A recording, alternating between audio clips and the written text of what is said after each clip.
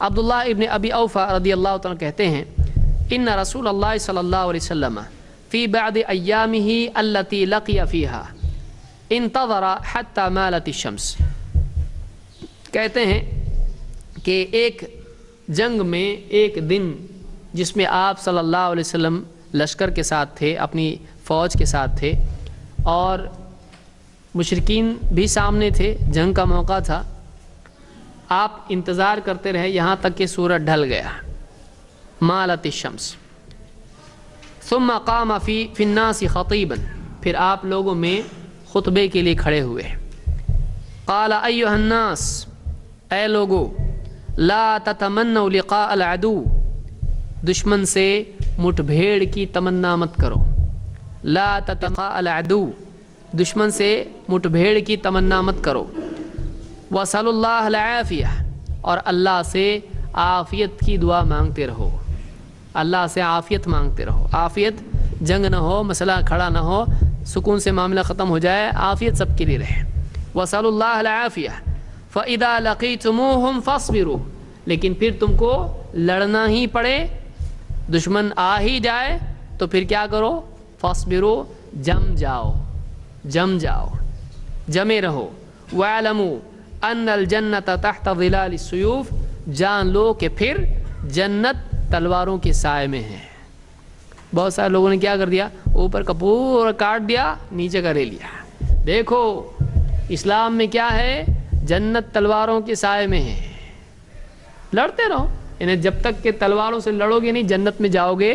نہیں، اور اوپر کا اصل معاملہ کیا کر دیا، کاٹ دیا۔ تو آپ بتائیے اوپر کا کیا ہے، آپ نے کیا کہا، لا، دیکھیے حدیث کے الفاظ دیکھیے، لا تتمنوا لقاء العدو، دشمن سے مٹ بھیڑ کی تمنا مت کرو، لڑنے کی امید مت کرو، ایسا مت سوچو کہ لڑنا ہونا ہی چاہیے، جنگ ہونا چاہیے، مت سوچو ایسا، لا تتمنوا لقاء العدو۔ پھر وصل اللہ العافیہ، اللہ سے عافیت کی طلب رکھو، اللہ سے چاہو کہ عافیت سے معاملہ ٹل جائے، لڑنا نہ پڑے۔ بھائی وہاں کے 10 جائیں گے تو یہاں کے 5 تو جائیں گے، اور یہاں کے جب 5 جائیں گے جنگ میں تو یہ کیسے ہوں گے، یہ اچھے لوگ ہوں گے، اگر یہ زندہ رہتے تو بہت اچھا کام کرتے۔ تو اس کے لیے اس کو ٹالو، اس کو ٹالو، وصل اللہ العافیہ، اللہ سے عافیت مانگتے رہو۔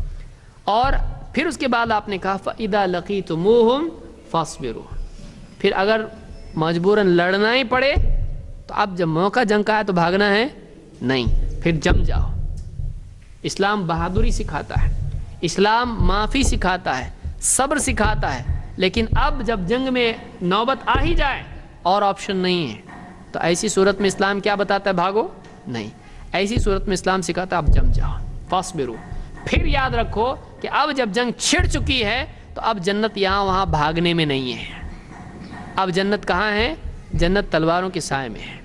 تو یہ پورا کانٹیکسٹ ہے حدیث کا، لیکن بہت سارے نیوز پیپر والوں نے کیا کیا، بہت سارے میڈیا والوں نے کیا کیا، دیکھو اسلام میں کیا ہے، جنت تلواروں کے سائے میں ہے، تو لڑنا سکھاتا ہے اسلام، ٹیررسٹ مسلمانوں کو بنانا چاہتا ہے، لیکن اصل بات کیا تھی اور کیا ہو گئی۔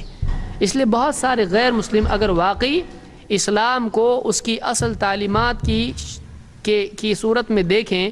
اس کے پس منظر میں دیکھیں، تو ان کی غلط فہمی دور ہو سکتی ہے۔ کوئی بھی آدمی نہیں کہے گا کہ جنگ چھڑ جائے تو بھاگنا چاہیے، کیوں بھائی ہمارے ملک کی فوج بھاگے گی تو سواگت کریں گے ان کا،